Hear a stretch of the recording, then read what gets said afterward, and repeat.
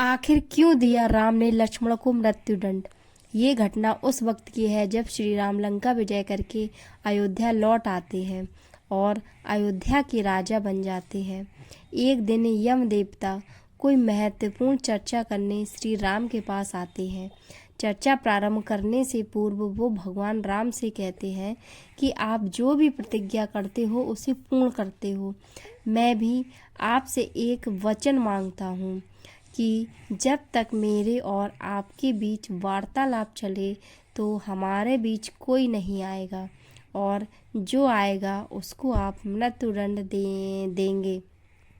भगवान राम यम को वचन दे देते हैं। राम लक्ष्मण को यह कहते हुए द्वारपाल नियुक्त कर देते हैं कि जब तक उनकी और यम की बात हो रही है वो किसी को भी अंदर न आने दें, अन्यथा उसे उन्हें मृत्युदंड देना पड़ेगा। लक्ष्मण भाई की आज्ञा मानकर द्वारपाल बनकर खड़े हो गए जाते हैं।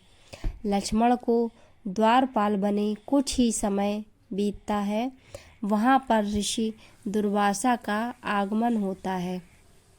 जब दुर्वासा ने लक्ष्मण से अपने आगमन के बारे में राम को जानकारी देने के लिए कहा तो लक्ष्मण ने विनम्रता के साथ मना कर दिया।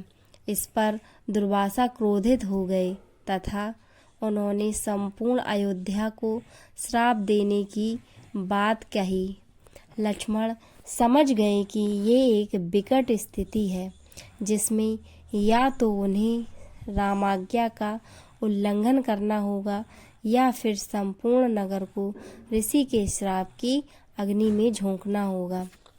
लक्ष्मण ने शीघ्र ही यह निश्चय कर लिया कि उनको स्वयं का बलिदान देना होगा ताकि वो नगरवासियों को ऋषि के श्राप से बचा सके। उन्होंने भीतर जाकर ऋषि दुर्वासा के आगमन की सूचना दी। राम भगवान ने शीघ्रता से यम के साथ अपनी वार्तालाप समाप्त कर ऋषि दुर्वासा की आवभगत की, परंतु अब श्री राम दुविधा में पड़ गए क्योंकि उन्हें अपने वचन के अनुसार लक्ष्मण को मृत्युदंड देना था। वो समझ नहीं पा रहे थे कि वो अपने भाई को मृत्युदंड कैसे दें, लेकिन उन्होंने यम को वचन दिया था जिसे निभाना ही था। इस दुनिया की स्थिति में भी राम ने इस दुविधा की स्थिति में श्री राम ने अपने गुरु का स्मरण किया और कोई रास्ता दिखाने को कहा। गुरुदेव ने कहा कि अपने किसी प्रिय का त्याग उसकी मृत्यु के समान ही है, अतः तुम अपने वचन का पालन करने के लिए लक्ष्मण का त्याग कर दो। लेकिन जैसे ही लक्ष्मण ने यह सुना तो उन्होंने राम से कहा कि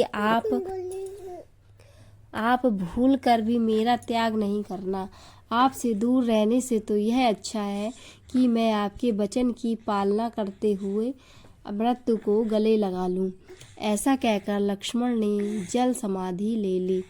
दोस्तों, कैसी लगी हमें स्टोरी कमेंट सेक्शन में बताएं और ऐसी स्टोरियां सुनने के लिए इस चैनल को सब्सक्राइब करें।